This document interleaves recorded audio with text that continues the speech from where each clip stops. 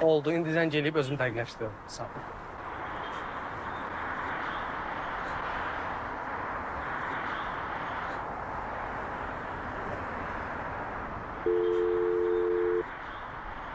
Eldar, hardasan bala?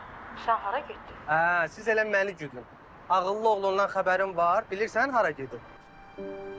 Könüllü də salıb yanına gedib Şəmsinin restoranına. Nə dediyimi eşitdin? Özü dedi. Yox, burada işçisindən öyrəndim. Nə dedi ki? Dediyimi də, deyir Laçın müəllim Könül xanımı da götürdü, getdi qonaqlığa.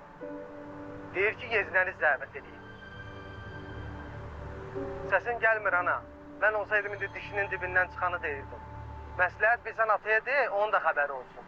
Elə şey ola bilməz. Elə qəşəng olar ki, hələ qorx ki, Könül